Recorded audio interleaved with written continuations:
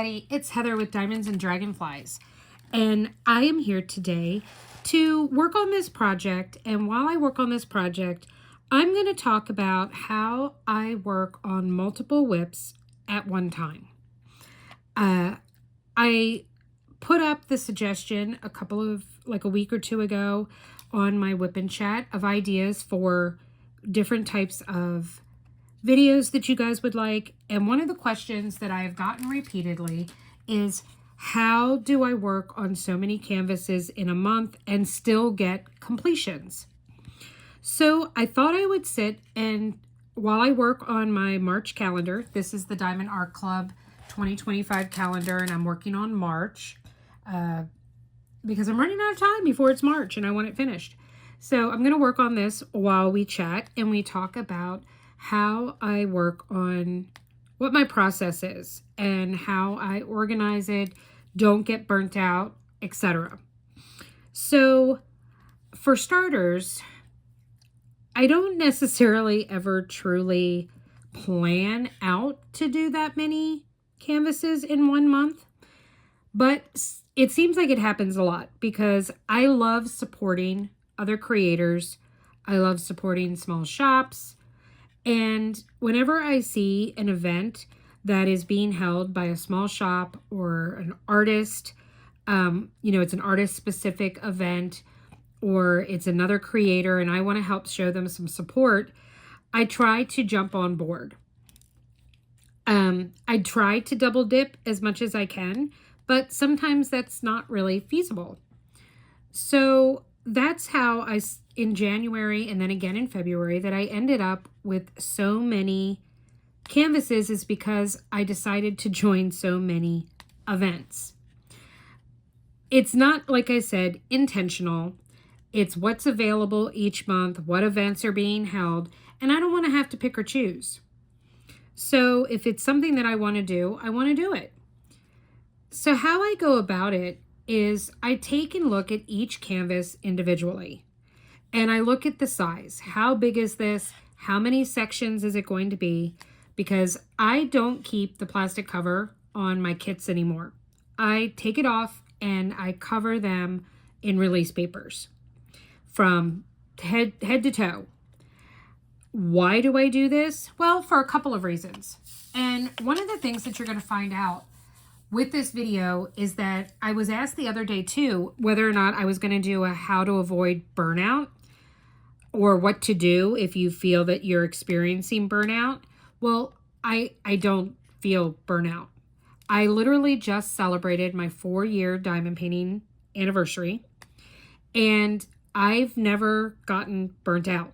I've never been in a situation where I didn't want to diamond paint. I might not want to diamond paint on what's in front of me at the moment, but I've never had a situation where I don't want to diamond paint. I did have a difficult time last year in the fact that I actually got burnt out on my channel, not on diamond painting. And what that means is that I felt like diamond painting had become a business, work, not a hobby anymore. And I hated feeling that, I get these packages of things I order and I can't open them right away because I need to film a small shop haul. Or, I get new kits in and I can't open them because I need to do an unboxing and that kind of thing. And that was what was burning me out. Thinking that if I don't put up videos on certain days or, frequently enough, that I'm going to have issues, etc. Well, I got over that because I reminded myself, and my therapist helped, and my tribe, that I'm not doing this for money. This isn't, why am I treating it like a job? Because it's not a job. It's not a job. I'm not getting paid. I'm never going to get paid simply because of my disability income. I would have to really have hundreds of thousands of followers and, getting paid by sponsors, not just some free products from some small shops. So I don't actually expect that to ever happen. Nor do I necessarily want it to. doing my channel, you know, started out as a mental health social project, or attempt, experiment. I guess that's the best word, experiment. And I can start it, I can stop whenever I want. I'm not required to do this. I'm not financially relying on it or anything else. So when I stopped thinking about it that way in terms of getting burnt out on my channel, then it was different. I used to freak out, you know, like if I didn't have certain videos going up each week. Oh my God, I don't have a video. And I would like have anxiety. I would get upset. I would dread it, which just made me not want to film all the more. Well, I stopped doing that. So as you guys have noticed since the beginning of the year, there's been a few weeks here and there where there's been no video, or maybe there's only one that week as opposed to the normal 3 that I try to do. I film when I want to. I do content when I feel like I have something to say, and when it's enjoyable and I want to share my process, my, you know, experience, etc. with you guys. So I truly have never experienced diamond painting burnout, but part of that is because I've always done this. I've never just worked on one kit by choice. Now, when I first started diamond painting, I didn't have a stash. So I was buying one kit at a time off of Amazon.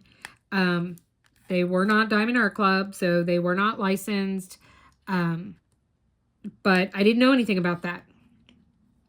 And when I got close to finishing one, I'd order another one on Prime and it would be here 2 days later. That's what I did. Well, when I started actually accumulating a stash and buying a bunch of diamond paintings from a company called Home Craftology that I had discovered and found, it became where I would work Monday through Thursday on my whatever my main project was. Then come Friday, I would switch it up. I had a bunch of paint gems and I might do a paint gem set over the weekend. Or maybe I do a set of ornaments or a set of coasters or some off-canvas projects, whatever they may be. Some partials that maybe I bought off of Temu or Amazon. And that's what I did. I would switch it up and then I would come back to whatever my big main project was on Monday. It gave me a break. It gave me an opportunity to do something different that utilizes different tools. I plan it and handle how I work on them in a different manner. And that would give me that shake up, I guess. I've watched a lot of other creators' videos on avoiding burnout. And, you know, they talk about switching to a different hobby or a different craft for a little while. I don't want to spend money on anything other than diamond painting. So I don't want to switch to another craft. That's something that's just not for me. Diamond painting is my thing. This is what brings me happiness. This is what helps my mental health. And this is what I look forward to. So I'm good with that. So instead, I do a different type of diamond painting project. Maybe if I'm working on a really big canvas, I pull out a little snack to do. So when I got into this situation in January of having 6 different events that I was participating in, and none of them utilized the same canvas. So I was working on 6 whips at the same time. Then it turns around and February comes and guess what? I'm working on 6 whips again. So with that being said, what I end up doing is I take a look at my projects. I look at how big they are. I have them counted out into sections because like I said, I use release papers. And I figure out, well, okay, this is a 1-month event. So I need to work on X amount of sections on this kit a week to get it done. If I want to get it done in that month. If I don't care if it crosses over into the next month, then I can do fewer amount and just spread it out over a long period of time. But so that I'm not always like falling short of my goal, because that can be defeating as well. When I pull out that canvas, so for example, we're going to take last week. Okay. So as of the start of last week, I had 4 canvases that were current whips that I had started in either January or February. And I posed the question of how many can I get done before February 28th, 11:59 p.m. Well, what I did was Monday, I sat down and I put my love heart jars in front of me. And I was like, okay, I have 2 rows left to do, which worked out to a total of 12 sections. There were 6 sections in each row. And I said, all right, I'm going to get a row done. So I'm going to have a row finished. So I worked on that canvas until I got that row finished. Now, keep in mind, I diamond paint very quickly. Not super, super fast. There's other people that diamond paint way faster than I do. But I am pretty consistently able to get multiple projects, including large ones, done in the course of a month. So I don't work. I am fully disabled, and I spend my day sitting at home diamond painting. Well, typically I can get a row done like that in a day and a half. So I worked on that canvas until I achieved the goal that I wanted for last week, which was completing a row. For you, it could be that you're completing 1 section or 2 sections, whatever makes you happy and whatever is comfortable and manageable for you. Then when I accomplish that, then I switch canvases.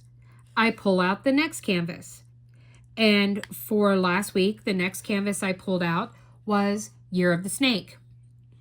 So I pulled out Year of the Snake and I said, all right, I want to get 4 sections done on Year of the Snake.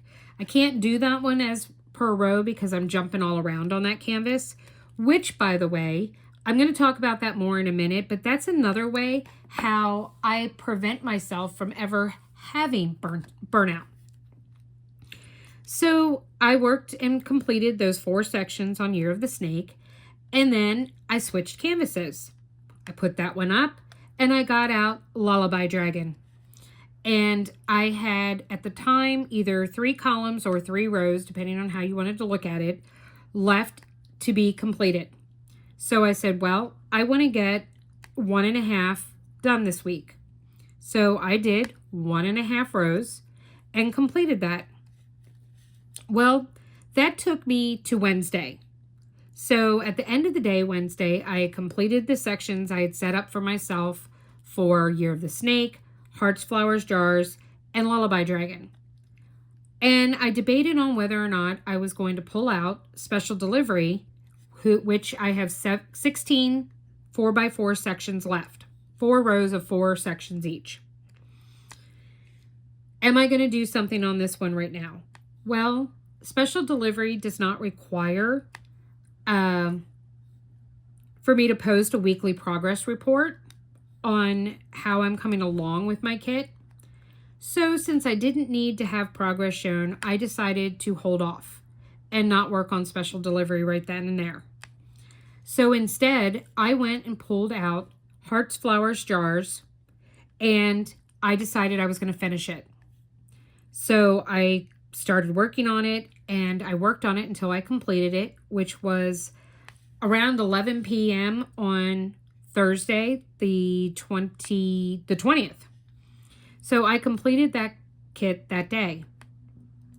I love that I had another completion that made at the time 3 for the month total, because I had already completed my Dots of Kindness mini or Dots of Kindness kit, my secondary one, and I had finished the cupcake snack from Diamond Art Emporium. So I completed that one. Well, then I decided, since I had ran out of drills for the Year of the Snake video kit. So while I'm waiting for those drills to show up, I decided to, well, let me knock out Lullaby Dragon. So I got Lullaby Dragon out, and I didn't end up diamond painting very much on Friday. So I didn't really get a whole lot done. But Saturday, I was able to knock out all but 2 sections. And so Sunday, I completed those final 2 sections, and now I have Lullaby Dragon done. All of these, Lullaby Dragon is 65 by 50 centimeters, and Hearts, Flowers, Jars was, oh my goodness, why can I not remember right now? Hang on a second. Let me grab my handy dandy trusty Bible so that I can refresh my memory as to how big Hearts, Flower, Jars is. Heart, Flower, Jars was 89 by 56. So that's a pretty sizable kit. So I completed that one, plus then a 65 by 50. That leaves me with a 55 by 55 centimeter Year of the Snake video kit. And then Special Delivery, which is bigger than Hearts, Flowers, Jars. I don't remember how big it is. So that's where I am right now. That is what I have gotten down to. And will I finish both of them? I don't know. Maybe not, but that's okay. I'm going to finish at least one of them. I'm fairly certain. So I will get at least one of them done. And then I will just finish the other one. It'll run over and bleed into March, and that's okay. But I don't let it stress me out. But because I switch up my projects all the time, I don't get burnt out. I don't get burnt out. I'm always doing something different. I'm not spending, day after day after day, week after week, working on the same canvas without anything else in between. That would drive me crazy. I need to look at something new. I need to, take a breather on certain kits sometimes and go work on something else. I don't want to take a breather and not work on anything. I just don't want to work on that particular kit right then and there. So how do I store? Well, let's back up for a minute. What kind of storage do I use with doing this many projects? Well, if you are a loyal subscriber that has been watching my channel for a while, then you know that I love to kit up into trays. Well, I can't kit up into that many trays because I don't have, well, let me rephrase that. I don't have the space, or I didn't. When I started doing all of these, my big thing was, how am I going to stay organized, and how am I going to be able to have multiple whips storage laying around? Well, how I decided to do my kits, and we'll use the ones for February since I can actually lift my head up and look and see them, is that I did Year of the Snake. I knew was going to be super heavy confetti. So I kitted that one up into trays. It's 90 colors. So it is kitted up into 90 trays. The second one I was working on was the Enablers Outpost Lullaby Dragon. That one did not have super many amount of colors, and it did not come with a sticker sheet. So what I ended up doing with that one, since I had to create my own stickers, is that I decided to do that one in EW. EW stands for Elizabeth Ward. They are not official Elizabeth Wards. They are the knockoffs from Temu. So, but I kitted up into Elizabeth Ward trays. Trays are easier. The Elizabeth Ward trays are easier because they have the locking cover on them so I don't have to worry about all the little storage things disappearing on me, etc. Another kit, I kitted that one up into, I just left it in its storage bags. That was my Sweetheart Gnomes. And I just worked out of those and used the baggie holder. Then we get to special delivery. Well, special delivery I originally was working on downstairs in my living room. So I did kit that up into Elizabeth Ward as well to make it more easily movable. Then we come down to Hearts, Flowers, Jars. That was kitted up into 2 storage containers of trays that were from Diamond Art Club. They are a combination of the large and the smaller new Diamond Art Club trays that come free in your kit. So that is what I worked on with that, and that storage stayed on my desk because they're in these big ink pad storage things that I'm using for the trays because they fit and they hold 60. So they are stationary on my desk. So that one was kitted up into trays. So was the Year of the Snake. And then Special Delivery and Lullaby Dragon were kitted up into Elizabeth Ward. Now, keep in mind that I have 2 other long-term projects that are going on. One is my temperature project, which is also kitted up into Elizabeth Ward. And then the other is my mystery kit for Mystery Mania. That one I kitted up into EW as well, since it's so much easier to be able to move that tray and get it out, since I can only do so many sections a week due to the rules and regulations of the event. So that is the storage I used. Now, where am I going to put it all? I have a black rolling cart that I had purchased when I first started diamond painting to put the very few accessories that I had in next to the folding table that I was using in the living room. Well, when I first started, well, I have now converted that cart into the holding, like, storage space for the multiple whips that I am working on. So on the first rack of it, I have the trays for Year of the Snake with all the towers and whatnot sitting in it. Then the second drawer, or, well, they're not drawers, the second open space or compartment, I don't know how you want to call it.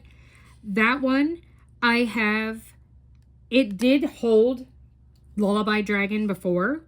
Well, now it holds my mystery kit because I've completed Lullaby Dragon.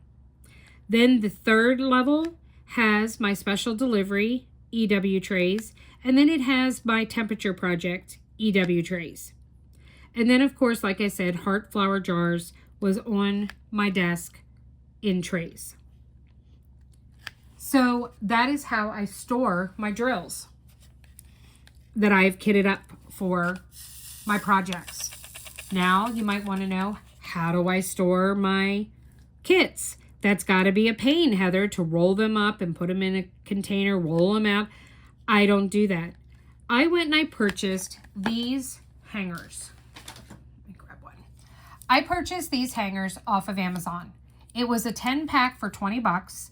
So they were $2 each, but they are metal and they have these clips on them, but the clips have a rubber grip on them. So I am able to hang my diamond paintings, whips that I'm working on, and hang them on the back of my doors. I have a closet door, and then I have the door that goes in and out of the bedroom.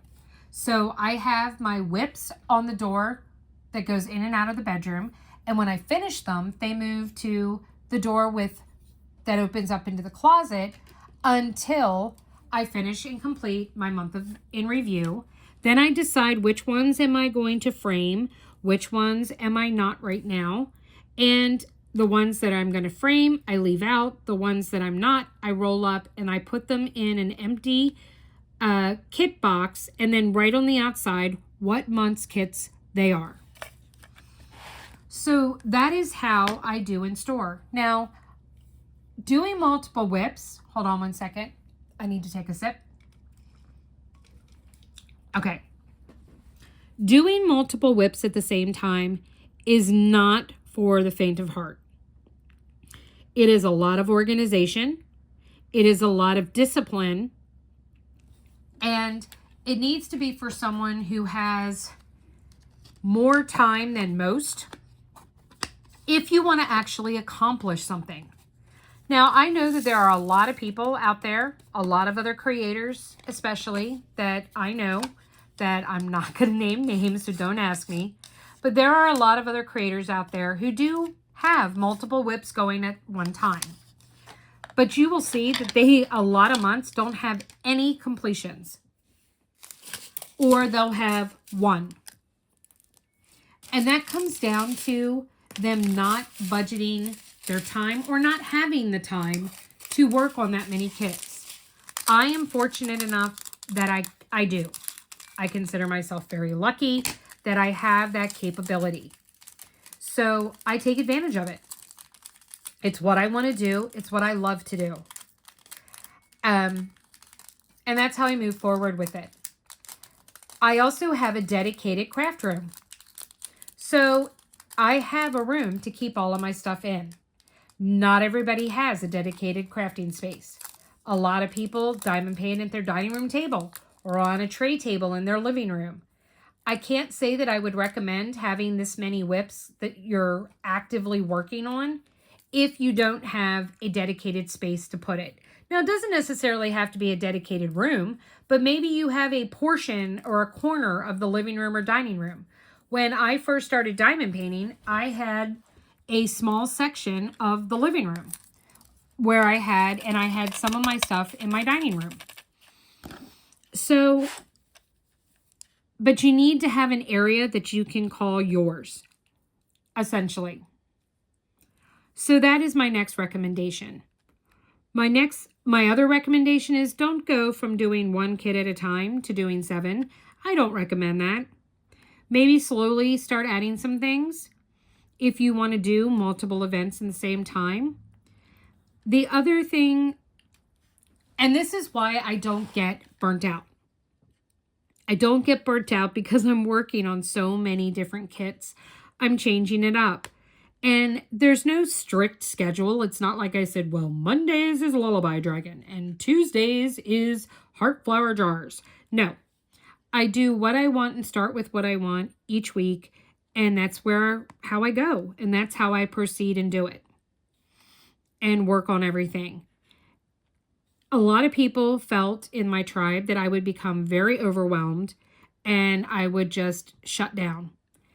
If anything, I feel like I'm thriving doing it this way. I feel like I'm thriving. I'm very happy with the number of completions that I have going into this. And I'm not concerned if I don't complete everything in 1 month. I will get it done in the first few days of the next month. And I am A-okay with that.